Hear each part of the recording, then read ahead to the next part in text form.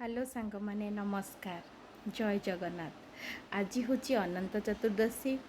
आज आम घरे अनंत वासुदेव अनंतर गोटे पूजा और व्रत भी होची। आज दिन सारा आम घरे समस्ते प्राय उपवास करेंगे। ता सहित विभिन्न प्रकार पिठा भी हम। आपण मैंने देखिए मो सहित रुहतु कौन कौन होम घरे आज दिन सारा अनंत चतुर्दशी रे। देखंतु एबे आमे पूजा पे पिठा प्रस्तुत करूछु।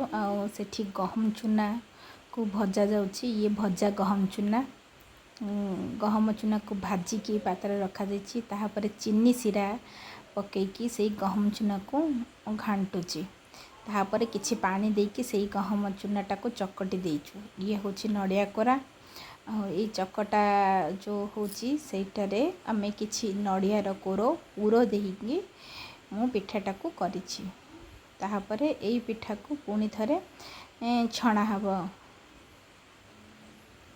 देखंतु केमती मु धीरे धीरे मते तो प्रथम पिठा गढ़िबा आसु नथिला। धीरे धीरे मु सब जिंस शिखिछि। एबे मु बहुत एक्सपर्टली स्पीड रे सब जिंस करि दउछि अल्प कम समय रे। एबे हमर भोग भी बढ़ा गलानी। पिठा और 14 प्रकार मिठा आउ 14 प्रकार फल सहित आमर ये पूजाटी आरंभ होछि। ये होचंती अनंत वासुदेव अनंतर पूजा।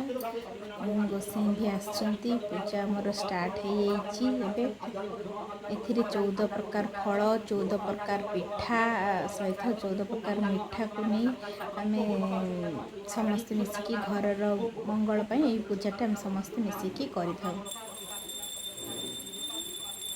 पूजा सहित आमर किछि समय पर पूजा आम घर टिके गोटे छोटिया होम मध्य करा जाए। टिके घर शांति पाई अनंत वासुदेव पूजा एवं तबे गोसाई भी आमर नाना भी होम भी स्टार्ट करदेवे। किछि समय भितर समस्त पूजा रे बसिचंती घरे सब। ये पूजा बहुत दिन आमर एटा आमे करिके वर्ष को 8-9 वर्ष हो गलानी। आहरी करिबु 6 वर्ष खंडे आमे करिबु भाबिचु। एबे पूजा पाई विभिन्न प्रकार होम पाई जोगड़ा जंत्र चलची। एबे तो होम स्टार्ट हो गलानी। देखंतु टिके ग्रह शांति पाई गृहर सर्वमंगल पाई एमे टिके होम भी करूचु घरे। एबे देखंतु होम भी हमरा चलीची। गोटे लागे गोटे 15-20 मिनट समय लगे होम प्राय चली थाए हमर 15-20 मिनट पर्यंत। तापरे होम सरला परे सब पुष्पांजलि आरती ये सब प्रकार पूजा हुए। तापरे समस्त प्रसाद सेवन करू।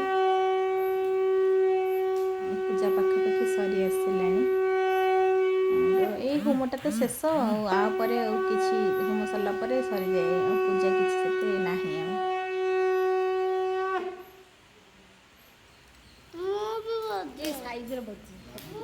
आपण मानको मो चैनल भल लागिले लाइक करंतु सब्सक्राइब भी मध्य करंतु।